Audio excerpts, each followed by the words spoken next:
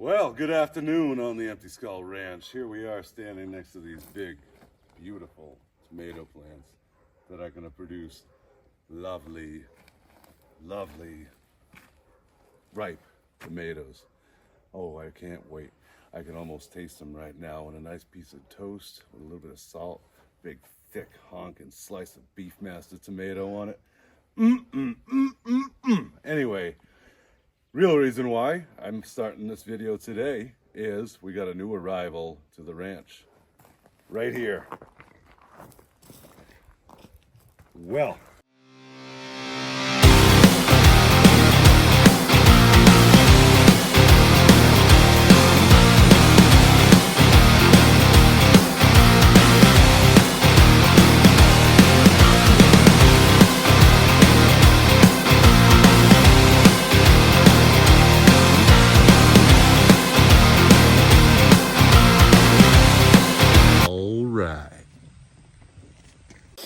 Brainstorm this morning. I was looking through the old marketplace and I saw this guy come up, and seeing as I've had a 76, I've had a 77, I've had a 79, this is a 78. Makes sense. Why not complete the quartet? So anyway, that was a lot more than 4. But let's see if she's gonna do the good grace of starting for us today. Alrighty, let's take a look inside. All right, so as you can see, New England has not been kind body panel wise. The cab, as you can tell by this uneven door seam, this cab has seen better days. A little bit of foot ventilation right there for your gas pedal and brake. Once was a standard, I'm thinking, because it's got the standard brake pedal. Anyhow, I'm gonna just forego the whole body work on the cab thing. Not gonna do it. Not gonna do it. I got my peepers on a new cab for this guy from a 1-ton that has the roof marker lights on it, even though this is a 10, the deluxe model. And the real hook selling point on this guy was the frame is nice. The exhaust is still there, but the frame in general is still there. It's nice. The bed is workable. As you can see, a little bit of the old weight reduction, as you would call it, speed holes. But look at that inside. Not a bad bed. Back bumper is workable, and gotta love that 70s era nose. So it's got all those features present. I think this is going to be wonderful once that new cab is put onto that. All we got to do is pluck this old one off and then bring in the new one, put it on there, and we already have body mounts inside. These doors are workable. Decent doors, decent glass, decent mirrors. So I think with a new cab on her, she's gonna do just fine, just fine.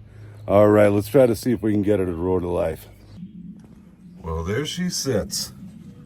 Small block Chevy with an Edelbrock, and a host of wire. A whole mammoth ton of wire. Battery says good on it, so that must mean it's good. 102323. Sound logic to me. That should be all good. Might not even have to touch this part. This guy right here, it's in there. That master cylinder is very, very wet. Now, that's gonna have to get changed. We can't have that. So, that is gonna get addressed as soon as we can. And I usually have a screwdriver on me for these little encounters, but we'll take a look at it. As you can see, the rot continues on the cab right there.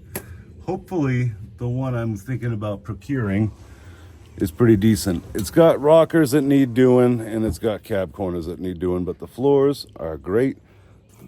Everything about the mounts, impeccable. So play my cards right, I can save on those inner fenders, just put a couple little patches on them on the inside, and use that. So let's see if we can go in these fenders. I might have to end up replacing these fenders. That's wrong way. There we go. Well, it's got brake sauce in there. It's got enough sauce, so we're gonna try to see if we can get this puppy to roar to life. Power steering in it felt really good when I drove it up on the trailer. All that checked out. Hood's not bad either. If you look at all things considered, the hood is in decent shape. The glass is awesome. So even if that, so I don't believe that cab I'm looking at has glass in it. So we should be able to take that glass out and transfer it over there, no problem. These square bodies, the windshields, are pretty simple to do. I don't think I gotta hire Safe Light to come out here to do that. And excellent fuel filter, fuel delivery system intact. Everything is good, running off of its original mechanical pump. Going further down here, all typical New England stuff. You know, I think somebody might have coated this frame at some point of its life, but underneath, even this bed, not bad at all. I'm pretty happy with that. And doesn't seem to be overly sopping wet with fluids either. Let's come over here. Oh yeah, it's got the easy access, no inspection plate on the bottom of that transmission. A little wet on the pan, but that oil pan looks pretty dry. So, with any luck, this only burns up a little bit of oil. Look at that custom shock right there. That's a custom powder coat finish on there, courtesy of Mother Nature. But overall, this is the reason what drew me to pursuing with this truck was a lot of the bones are intact. A lot of that good stuff is already there. Doesn't even look like that pinion seal is that terrible either. Nothing oozing. It's probably because it's totally dry inside. But to all appearances, these pinion seals look pretty good. So, with the donation of a new cab, as you can see, somebody had cobbled these mounts at some point. But with the addition of a new cab and maybe slice, weld, or LMC brand new. And back here, whereas not quite ideal, but maybe a couple little reinforcements there before it gets bad. Whoever owned this truck back in the 70s didn't do a lot of truck things with it. Doesn't seem like anyway, because those floors are as straight as an arrow. So, and luckily this part got spared from New England's wrath as well, but that didn't. Nonetheless, this Chevrolet is gonna do me a lot of service once it's tip-top. And by tip-top, I mean what I consider tip-top, which is not tip-top at all. But good from 20 feet, 30, 40, 50 feet. We're gonna try to give the old ignition stick a twist and see if we can get this guy to roar to life. Also, it's been brought to my attention that I need probably a new gauge cluster, or at least the glass for the gauge cluster, or the Plastech. But we have this here key right here that's in the ignition. Cool key ring, somebody's house key on it. But let's put this in there and give it a twist. All right. Come on, that, oh, nope, doesn't run by that. We have, however, this block right here. So let's see. Got to slide the old plate to the side. Oh, dead ski. We're gonna have to put a jump on her.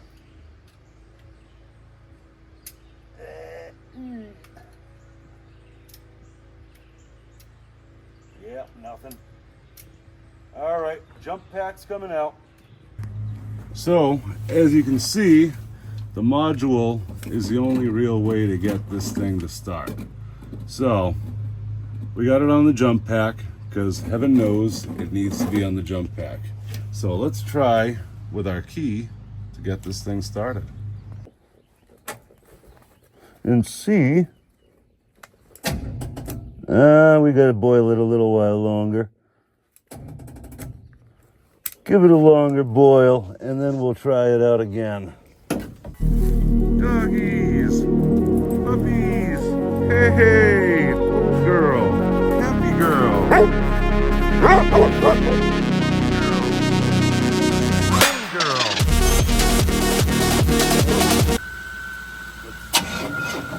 Oh, it's promising. It is promising.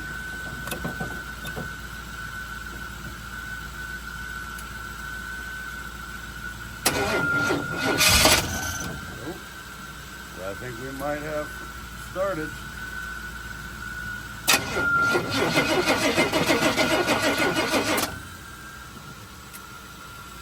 We'll let her breathe a little bit and then hit her again.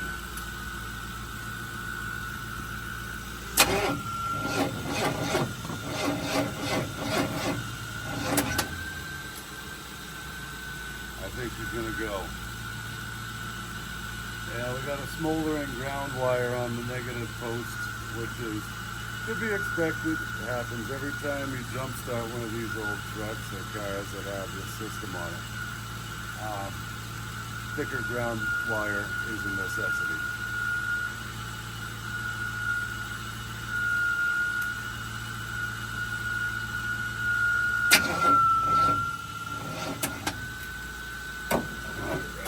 Boil.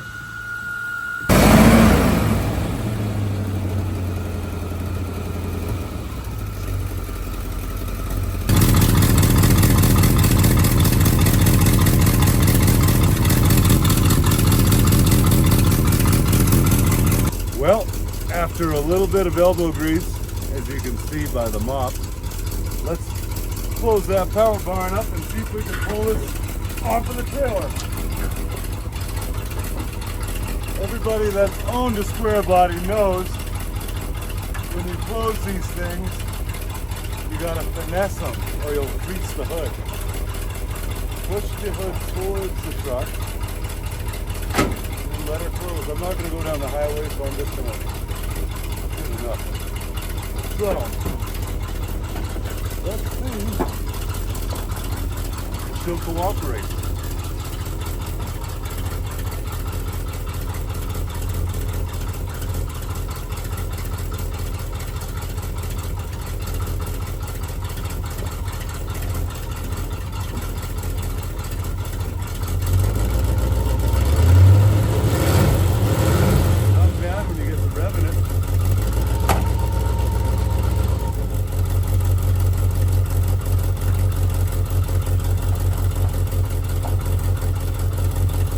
Go. Power windows. Armstrong power windows.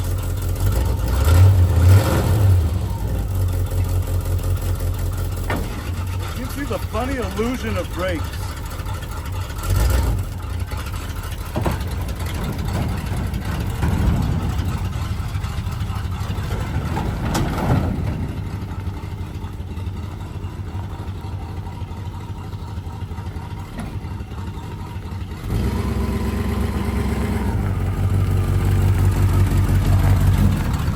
Power steering is nice and light. Light to the touch. One decided plus. These old trucks are known for their light, finesse, power steering.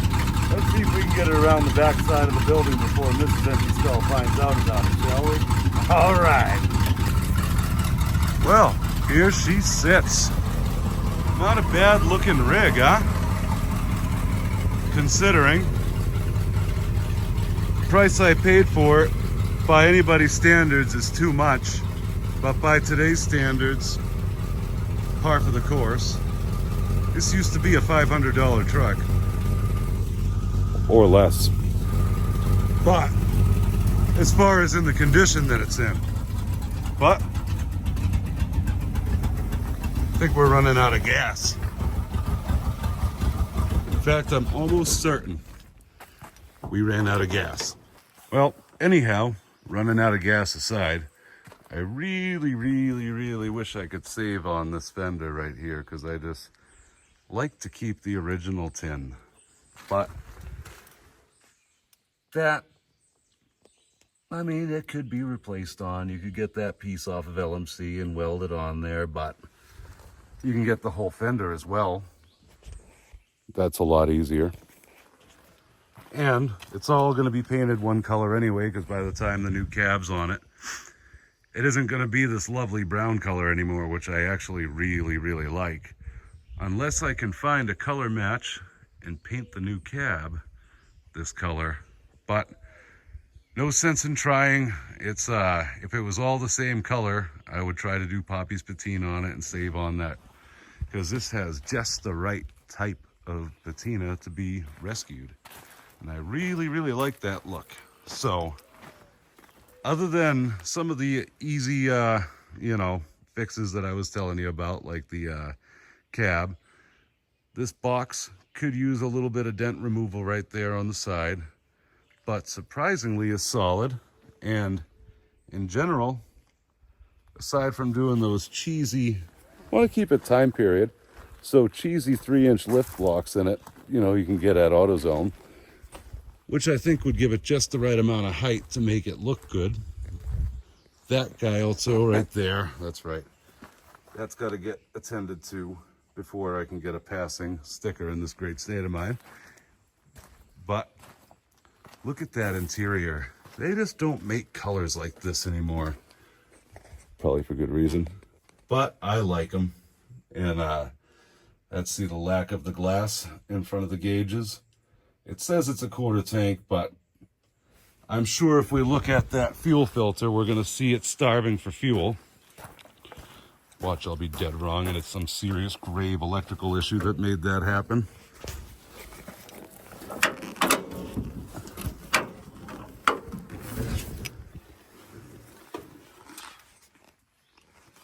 Yep.